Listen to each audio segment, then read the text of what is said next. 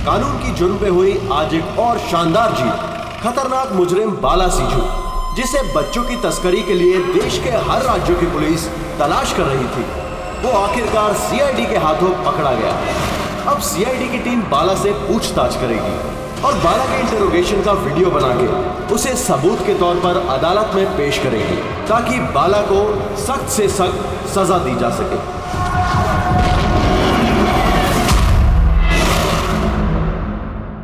एक कप चाय ही मिलेगी?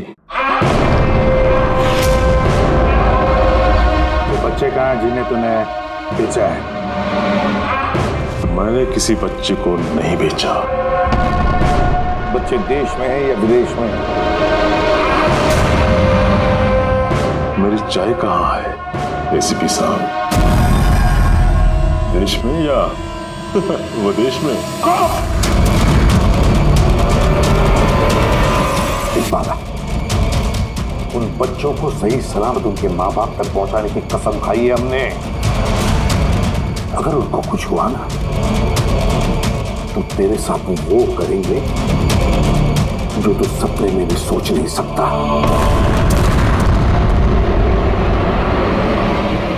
एसीपी साहब, आप मुझे धमकी दे रही हो?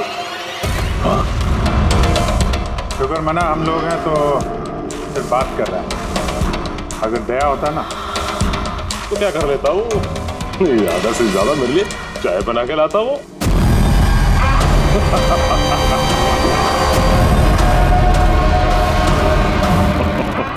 जगह।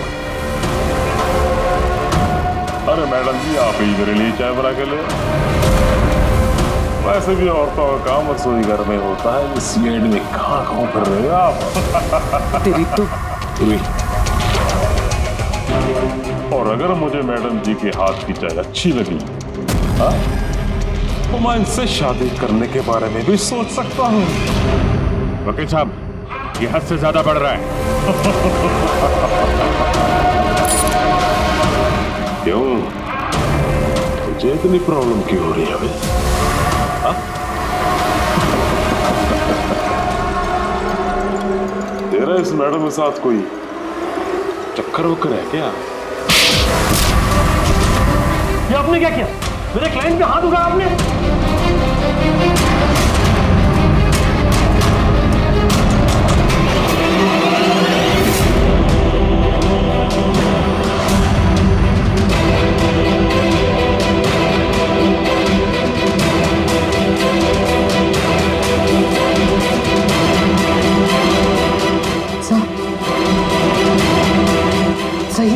He's dead.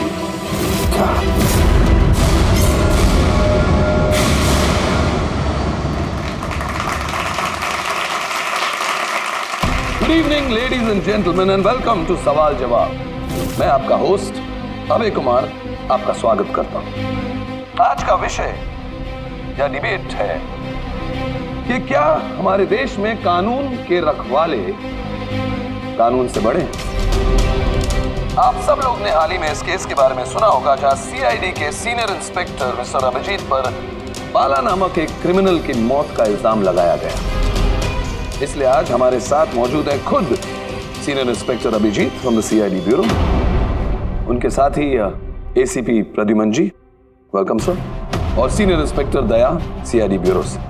हमारे पैनलिस्ट हैं ex army officer mister Ranveer, ex IB officer Sanjeet ji और एक्स जज मिस मंदिरा, और साथ ही हैं क्राइम के सीनियर एडिटर मदन कुमार जी, और साथ में मौजूद हैं और सीनियर जर्नलिस्ट और ह्यूमन राइट एक्टिविस्ट। तो मैं शुरू करना चाहूंगा ह्यूमन राइट एक्टिविस्ट से। कहिए, इस केस के बारे में आपका क्या कहना है? इनके जैसे ऑफिसर्स की वजह से ही कानून का नाम खराब हो रहा है इस देश में। बिल्कुल ठीक। हाथ में गन या ताकत क्या आ जाती है, इन्हें लगता है कि अपने मनमर्जी करेंगे और मानव अधिकार की धज्जियां उड़ा देते हैं इन जैसे कानून के रखवाले। हाँ, मैं तो कहता हूँ कि इन पुलिस वालों से गन ही वापस ले लेनी चाहिए। गन चलाने की नैतिकता क्या होती है इन लोगों को समझ में नहीं आती। जी, मैं तो ये कहूंगा कि ये लोग सिर्फ राई का पहाड़ बना रहे हैं। बाला सीआईडी वालों के साथ बदतमीजी कर रहा था। अब ऐसे में अगर हाथ उठ भी गया तो इसका मतलब ये तो नहीं है ना कि अभिजीत पर खूनी बनने का ठप्पा ही लगा दें आप लोग। और किसी मुजरिम से होता गलती से एक खून तो क्या आप उसे छोड़ देते हैं या फिर कोई आम इंसान से? नहीं ना। तो फिर जो नियम आम इंसान पे लागू होता है वो इन सीआईडी वाले पे क्यों ना हो? मिस मंदिर, आप कब से चुप बैठी हैं? इस विषय के बारे में आप क्या कहना चाहेंगे?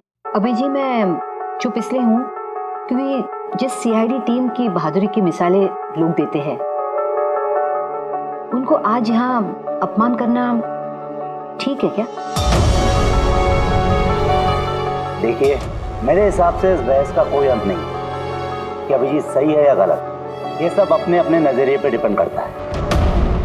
अब मैं बात करना चाहूंगा एसीपी प्रद्युमन जी से, जिनका लंबा करियर जो देश के प्रति जिम्मेदारी और फर्ज से भरा हुआ है। इस केस में आप किसका साथ देंगे? सीआईडी के अभिजीत जी का या फिर कानून का? देखिए, आज तक मैं हमेशा कानून का साथ देता आया और आगे साथ देता रहूंगा। इंसाफ होके रहेगा और मैं ये कहने का किसी को भी मौका नहीं दूंगा कि कानून हम सीआईडी वालों के लिए अलग है और आम लोगों के लिए अलग। जब तक इंक्वायरी कमीशन का डिसीजन नहीं आता तब तक सीनियर इंस्पेक्टर अभिजीत सीआईडी की ड्यूटी से सस्पेंड रहेंगे।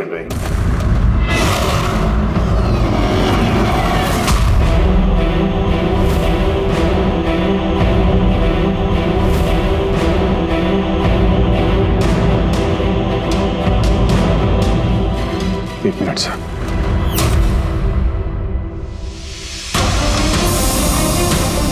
तो मेरे बारे में लोग क्या कहते हैं इससे मुझे कुछ फर्क नहीं पड़ता। अभी आपके मुंह से जो कुछ सुना बहुत तकलीफ हो रही है सर। जो कुछ हुआ आपके सामने हुआ, आप वहीं पे मौजूद थे। अपने दिल पे हाथ रख के कहिए सर कि मैंने जानबूझ के उस आदमी को मारा है। और अगर आपका जवाब हाँ है तो मैं बिना किसी अदालत के फैसले के खुद फांसी के फंदे के सामने जाके खड़ा हो जाऊंगा। अभिजीत, रिलैक्स। नहीं यार दया, बस अच्छा मजाक बना रखा है। हर कुछ महीनों में कुछ लोग हमारे ऊपर इल्जाम लगाते हैं और सर हमारा साथ देने के बजाय हमें सस्पेंड कर देते हैं। और आप लोग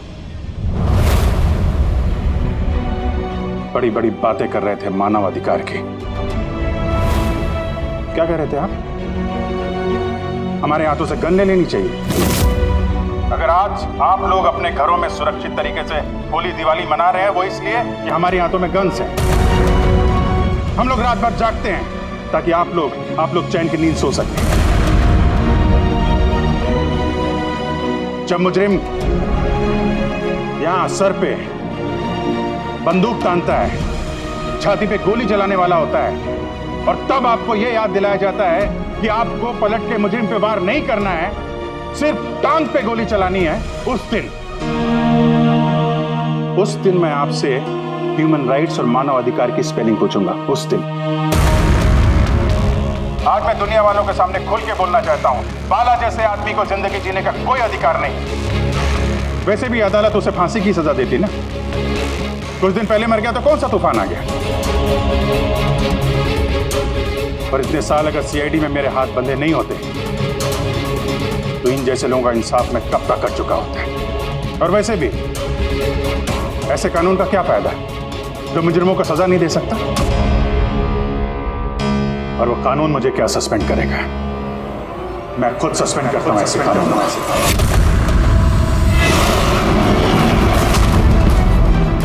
दिल में जज्बा और जेब में इस्तीफा लेकर हमेशा घूमता हूं मैं।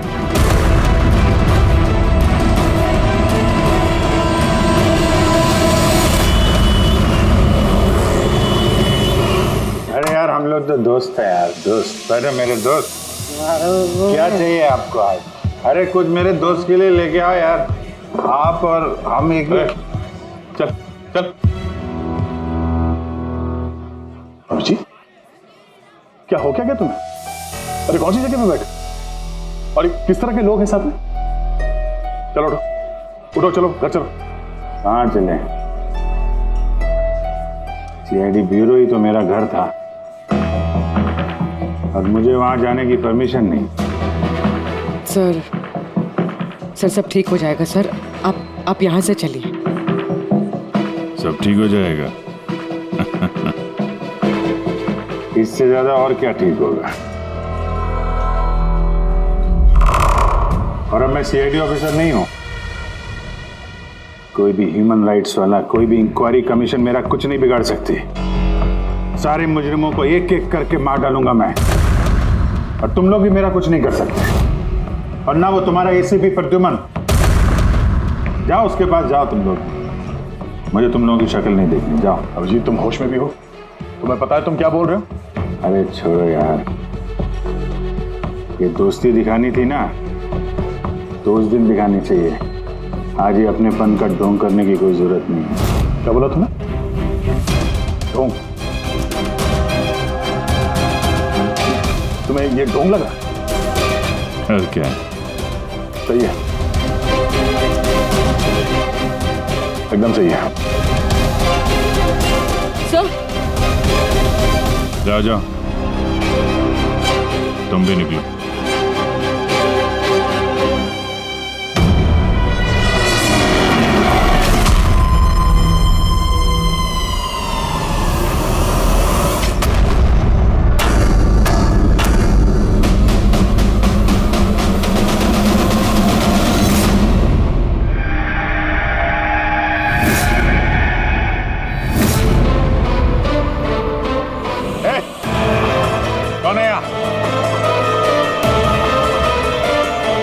पट्टी क्यों बांध रखी है?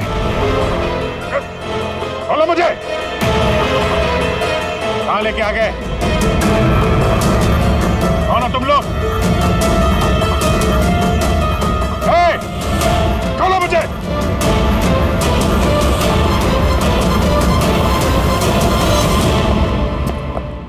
कौन हो तुम लोग? पट्टी खोलो।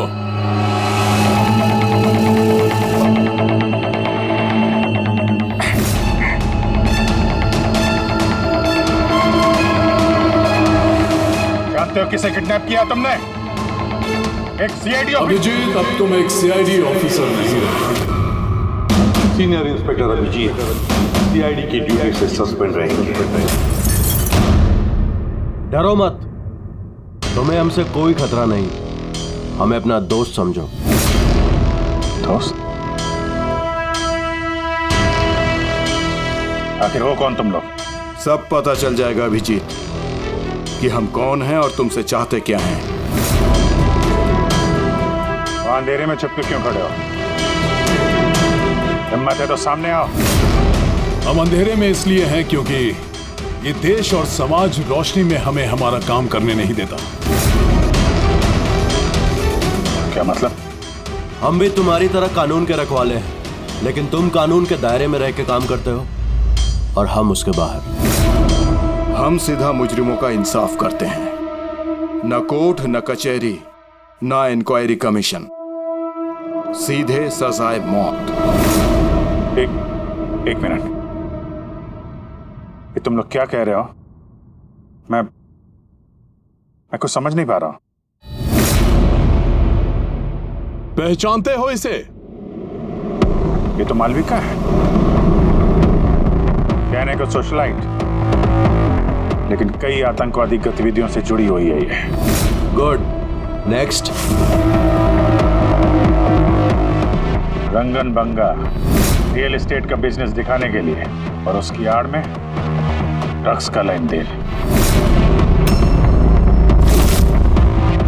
विलियम? ये तो विलियम है। 7 मर्डर का इल्जाम है इसके ऊपर। That's right. मगर मुझे क्यों दिखा रहे हो इनकी तस्वीरें? मुझसे क्या चाहते हो? बताते हैं। पहले तुम जरा ये बताओ कि अगर तुम्हें ये पता चले कि इन मुजरिमों को कानून कभी सजा दे नहीं सकता, तब तुम क्या करोगे? अगर इनको कभी सजा नहीं मिल पाई तो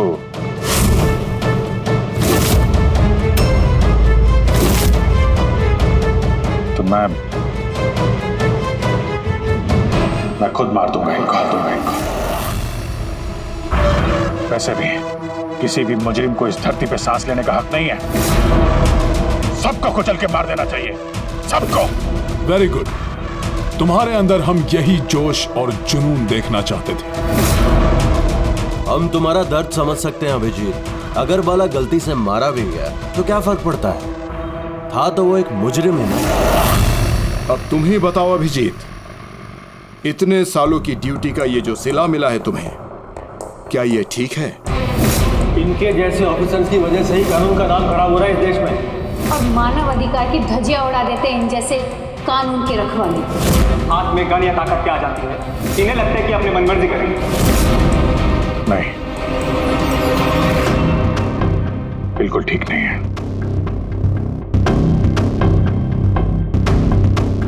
सिर्फ मैं ही जानता हूं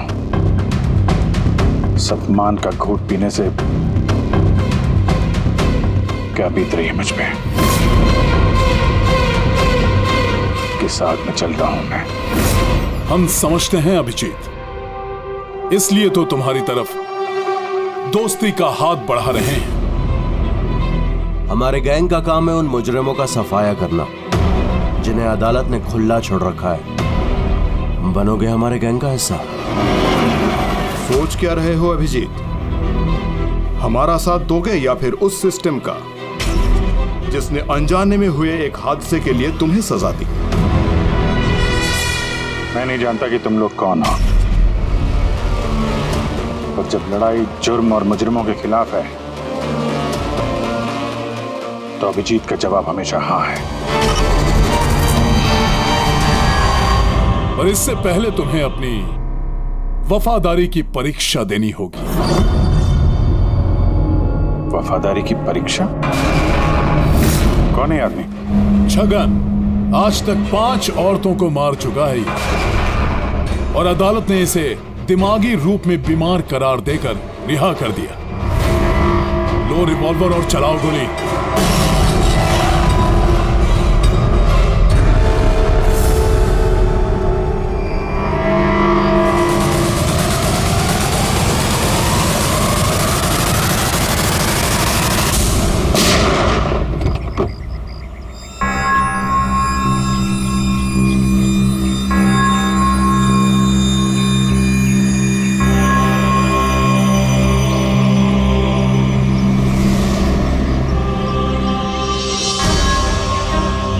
हमारी फ़ोन का इंतज़ार कीजिएगा। और हाँ, जो आपको तकलीफ हुई ना उसके लिए सॉरी। और एक बात ध्यान में रखिएगा, फ़ोन हमेशा अपने साथ रखिएगा। अगर बाथरूम जाना है तो भी।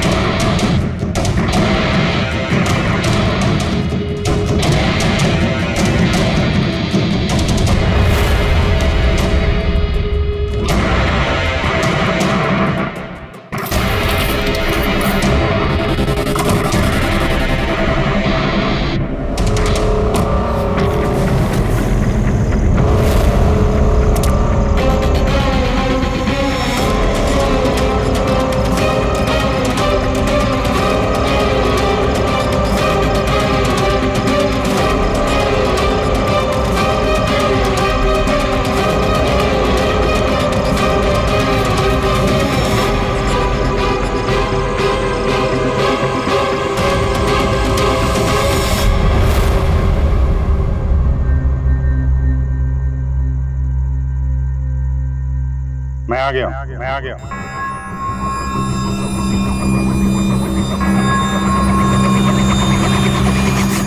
हमारा अंदाजा सही निकला।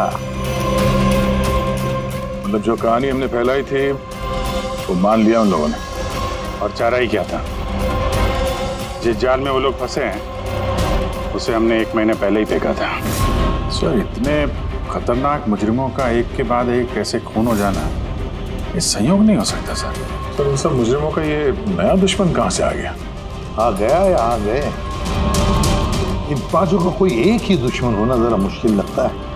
पर सर, अलग अलग दुश्मन है तो फिर सबने एक साथ हमला कैसे किया? पूरी लोग अलग अलग हो सकते हैं, लेकिन गैंग एक ही है, मकसद भी एक ही, बुरे लोगों का खात्मा करना। लेकिन कानून को अपने हाथ में लेकर अलग अलग शहरों पे अलग अलग टाइम पे खून करना, इतनी लंबी प्लानिंग किसी एक आदमी के बस की बात तो नहीं है। बिल्कुल ठीक कह रहे हो अभिजीत। लगता है कुछ मिल गया तुझे, हैं? हाँ बस। क्या? बस इसमें कोई एक खूनी नहीं, क्योंकि अधिकतर हर एक खूनी का खून करने का अपना एक खास पसंदीदा तरीका होता है, लेकिन यहाँ पर ऐसा नहीं है। ये देखो, इसे गोली मारी गई, गोली बहुत दूर से मारी गई है, लेकिन गोली सीधी जाकर के दिल में लगी है, 1 इंच भी इधर उधर नहीं। दूसरा, इसे मार्शल आर्ट के किसी एक खास मूव से मारा गया है, बहुत ही खतरनाक, एक झटके में चित। और ये तीसरा मर्डर? ये तीसरा, इसे जहर से मारा गया है, एक खास नुकीली चीज से जहर इंजेक्ट किया गया है सीधा आर्टरी, जहर तुरंत खून में मिल गया और ये खत्म। तो तीसरा मर्डर भी किसी एक्सपर्ट ने किया है सर? हाँ, ये पहला शार्प शूटर, दूसरा मार्शियल एक्सपर्ट और तीसरा खास तरीके से जहर का इंजेक्शन देने वाला। ये जो भी है, इन्होंने अलग अलग तरीके से जान लेने की ट्रेनिंग पाई है, जैसे कोई स्पेशल एजेंट। और शायद इस गैंग में इस तरह की सोच रखने वाले और भी लोग शामिल होंगे जो समाज से मुजरिमों को मिटाना चाहते हैं। सर, अगर ये लोग इतने एक्सपर्ट हैं तो ना ही कोई सुराग छोड़ेंगे, ना ही कोई पहचान। इन तक पहुंचेंगे कैसे? लोहा लोहे को काटता है पूर्वी, इन लोगों की गैंग तक पहुंचने का एक तरीका है, बाला की मौत का नाटक। सब कुछ प्लान के मुताबिक चल रहा था सर। फिर उन्होंने मुझे एक आदमी के ऊपर गन तान के ट्रिगर दबाने को कहा। और तुमने ट्रिगर दबा दिया? Yes sir. तुमने ट्रिगर दबा दिया? Yes sir.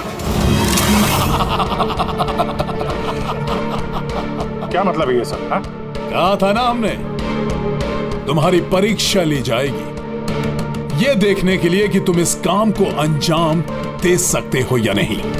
मुझे किसे मारना?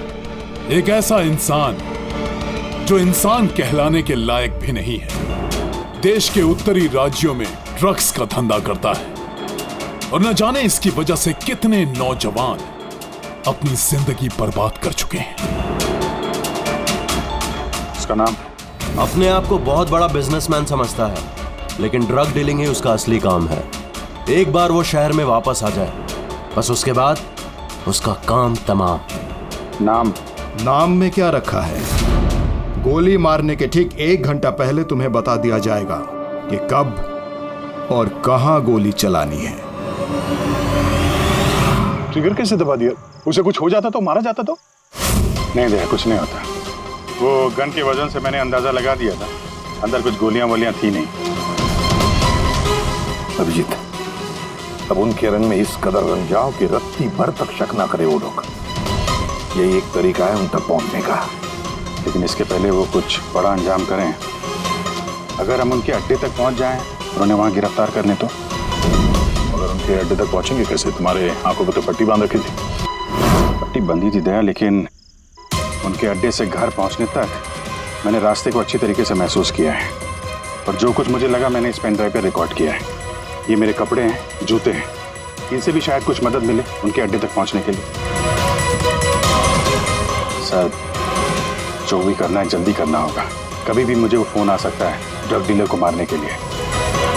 मैं नहीं चाहता कि ऐसा कोई काम करूं जिसकी इजाजत मुझे देश का कानून नहीं देता। जब तक कानून नहीं कहे हम किसी की जान नहीं ले सकते, फिर वो चाहे मुजरिम ही क्यों ना हो।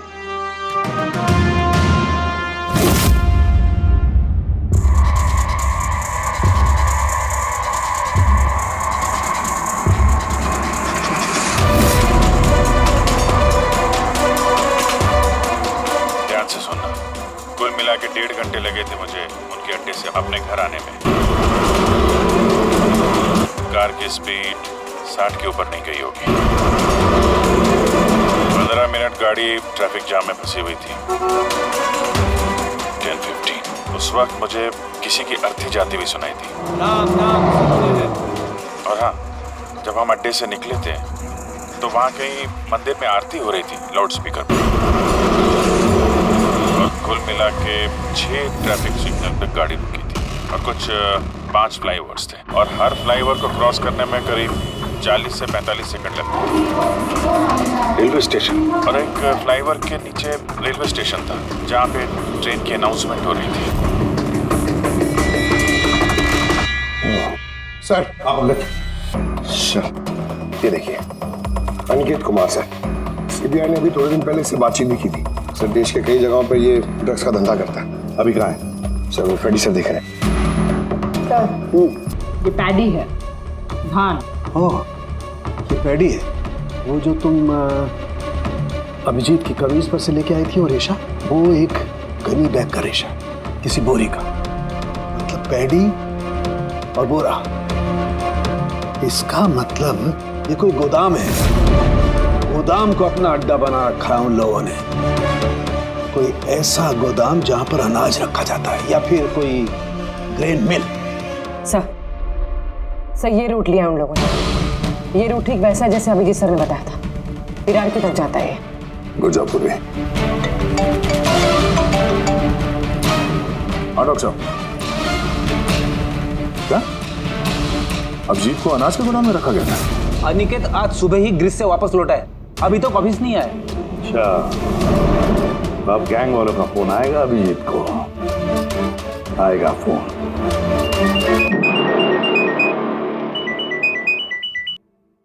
हेलो, आपके लिए एक खुशखबरी है अभिजीत सर। जिस घड़ी का आपको इंतजार था वो आ गई है। आज आपके शुभ हाथों से एक मुजरिम को सजा मिलेगी।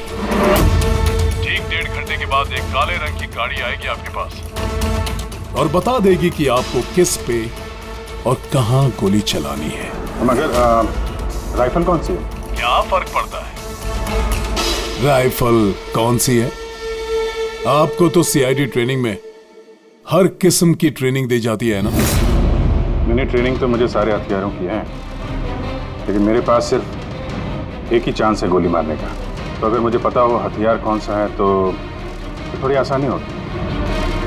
RS 451। Okay, RS 451।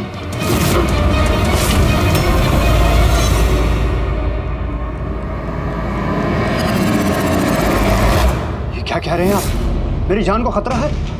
फिर तो मैं कहीं जाऊंगा ही नहीं, घर के अंदर ही छुप के बैठूंगा मैं। सारी मीटिंग्स कैंसिल। अनिकेत, घर में छुप कर बैठने से कोई फायदा नहीं होगा। उन लोगों ने ठान लिया है तुम्हें मारने का और वो मार कर ही रहेंगे तुम्हें। आप कुछ कीजिए ना, आप लोग सीआईडी वाले हैं, बचा लीजिए मुझे। बचा लेंगे हम तुम्हें। सिर्फ इस बार गोली हमारा ऑफिसर तुम पर चलाएगा। तुम्हारे इन कपड़ों के अंदर एक बुलेट प्रूफ जैकेट होगा और कुछ खून के पैकेट्स। अगर निशाना इधर उधर चला गया तो? अगर गोली सड़क पर लग गई तो? कुछ नहीं होगा, क्योंकि गोली भी नकली होगी। और हाँ, तुम्हें तुम्हारे कर्मों की सजा जरूर मिलेगी, मगर पहले हम तुम्हारे जरिए उस मास्टरमाइंड को पकड़ेंगे। अब बताओ, मीटिंग के लिए कहाँ जाने वाले थे तुम? अगली मीटिंग 1 घंटे में है। एक मॉल के बाहर एक प्रोडक्ट लॉन्च है। मॉल के बाहर? हेलो, मुझे लगता है मिशन कैंसिल करना पड़ेगा। मगर क्यों? बाला जिंदा है।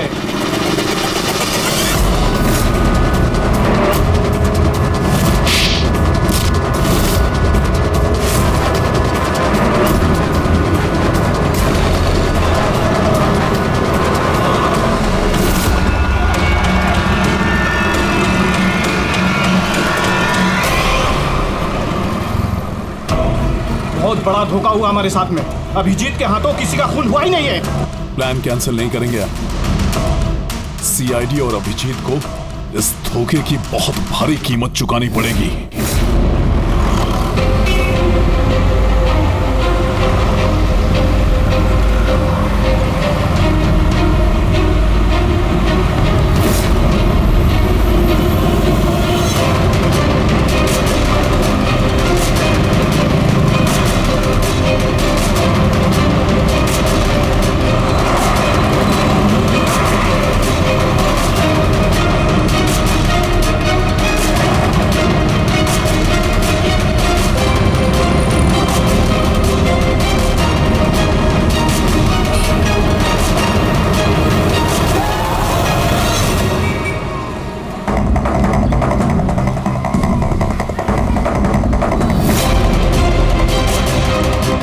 पे वो आदमी आने वाला है। पर वो आदमी आया कौन? सब्र रख, पता चल जाएगा। चल तुझे वो जगह दिखाता हूं जहां से तुझे गोली चलानी है उस पे।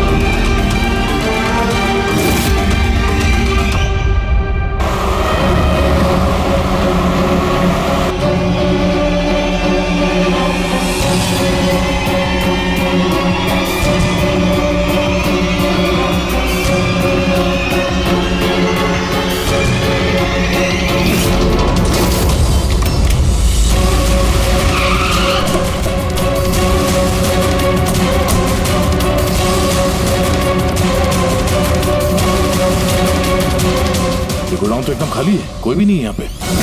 हाँ सर, ये वो गोदाम तो नहीं लग रहा है जिसे हम ढूंढ रहे हैं। ओ भाई साहब, कौन है आप लोग? क्या चाहिए? तुम यहाँ पे काम करते हो? ये गोडाउन को इस्तेमाल कर रहा था क्या? नहीं तो पिछले 2 साल से बंद पड़ा हुआ है और ये गोदाम हमारे बॉस को बेच रहे हैं। अब क्या खरीदने आए? अगर ये वो गोडाउन नहीं है तो फिर कौन सा गोडाउन है?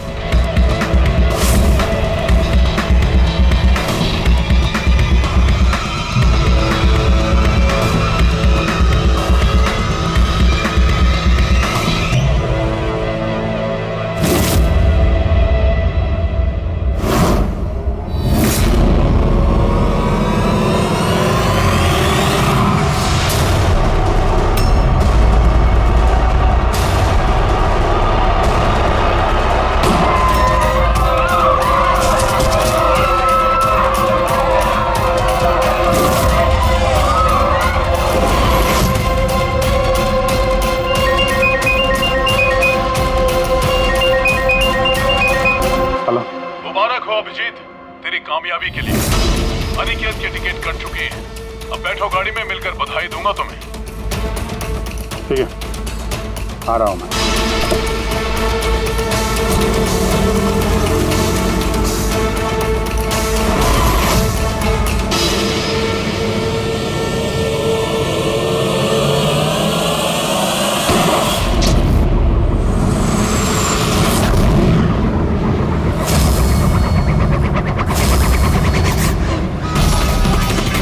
पंकज, पूरा छोड़ना नहीं। Oh no sir. क्या हुआ? सर मुझसे एक गलती हो गई। वो तिलक नगर वाला गोदाम में सो गए। सर ये देखिए सर, वहाँ पर भी मंदिर है, स्मशान है, फ्लाईओवर है और रेलवे ट्रैक है। कहीं ये वही गोदाम तो नहीं है? कितनी दूर है यहाँ से? सर ट्रैफिक है तो 40-45 मिनट लगेगा। सर मुझे को पता था हमारे प्लान का। अभिजीत सर नकली गोली चलाने वाले थे। अभिजीत की जान को खतरा है, दया को फोन करना होगा। दया, देखो अनिकेत पर किसने गोली चलाई है, असली गोली। हाँ, अभिजीत की जान को खतरा है। उनके अड्डे का पता चल गया? नहीं सर, ढूंढ रहा हूँ। जल्दी जल्दी दया, टाइम नहीं है हमारे पास।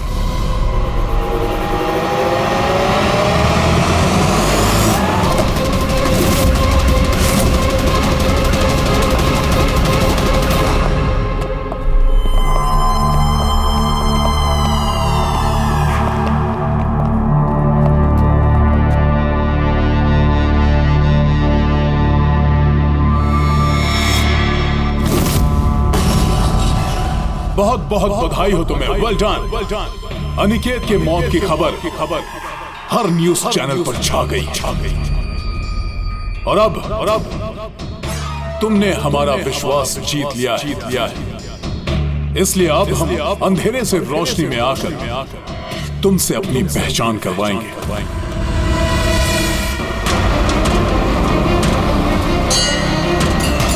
ये मंदिर है।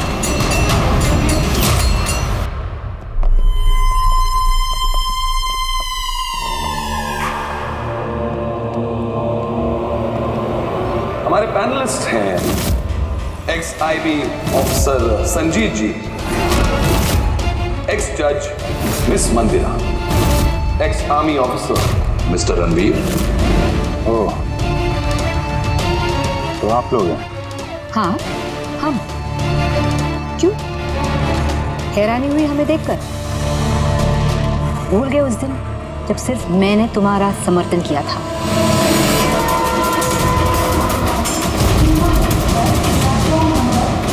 ये रेलवे स्टेशन।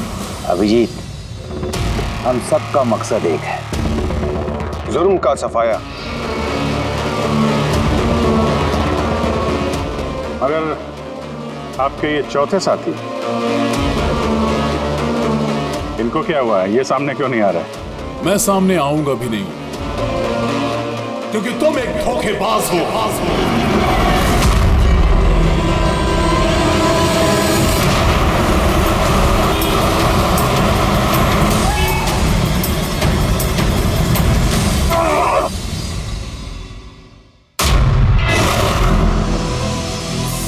बाला जिंदा है? हाँ, ये जिंदा है, क्योंकि ये सब सीआईडी की सोची समझी चाल थी हमें फंसाने के लिए। और ये स्मशान भूमि।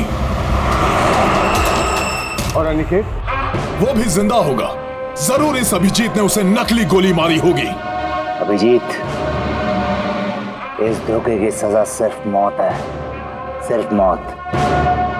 तुम और बाला दोनों मरोगे, दोनों। और तुझे हम नहीं मारेंगे, तुझे ये मारेगा। मैं क्यों? क्योंकि एक ईमानदार और बहादुर ऑफिसर को मारना हमारे ईमान के खिलाफ है।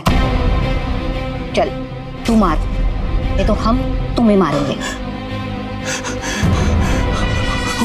वो तो आप वैसे भी मार दोगे। नहीं, हम तुम्हें एक और मौका देंगे। चलाओ गोली। ले वाला, पिस्तौल ले। ले।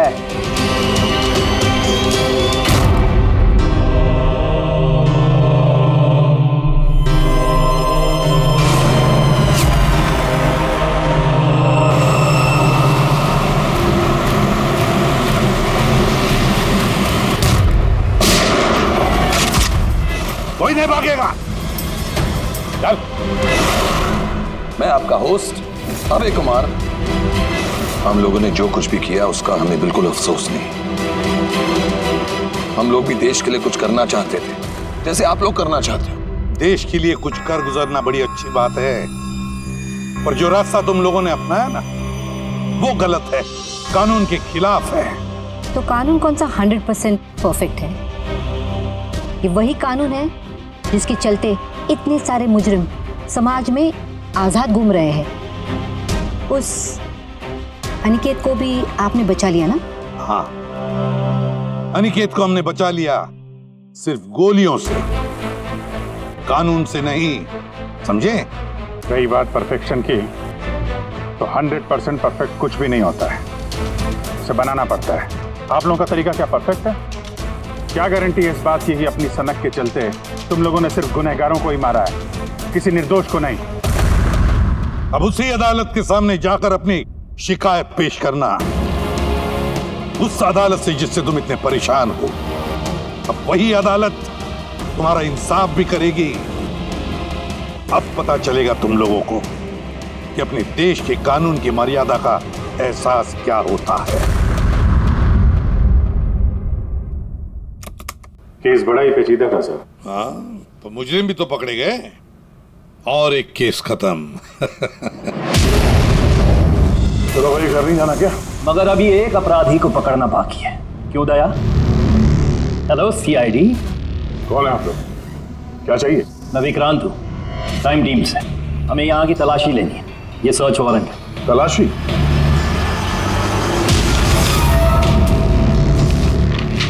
हमारी आप सबसे रिक्वेस्ट है कि आप सब हमारे साथ पूरी तरह से कोऑपरेट कीजिएगा। क्या हम जान सकते हैं कि तलाशी क्यों ली जा रही है? दमन के फांसी वाले केस में आप सबके खिलाफ कंप्लेंट है कि आप सब ने एविडेंस के साथ छेड़छाड़ की थी। दया हमारे पास है, हमारी जेल में। तो अगर दया को बचाना चाहते हो तो पहले मेरे भाई को बचाना होगा, वरना ठीक 4:30 बजे ना सिर्फ मेरे भाई को फांसी होगी बल्कि सीनियर इंस्पेक्टर दया भी फांसी पर चढ़ेगा। तलाशी शुरू करो। आप सबके फोन रिकॉर्ड्स भी चेक किए जा रहे हैं। अब आप सब पे कड़ी नजर रखी जाएगी।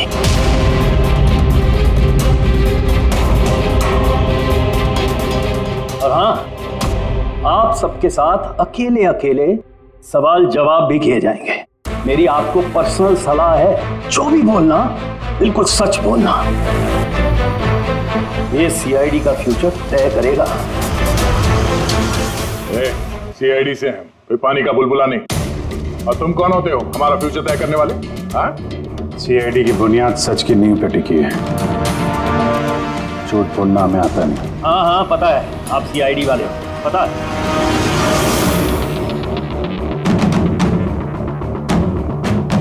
लेकिन आप जो भी हो, कानून से ऊपर नहीं हो। और अब वक्त आ गया है कि आपको कानून की याद दिलाई जाए।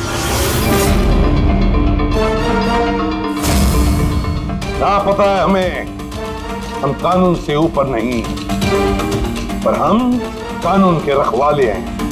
कानून के रखवाले हम सीआईडी वाले, और हम गर्व से कहते कि हम सीआईडी वाले हैं।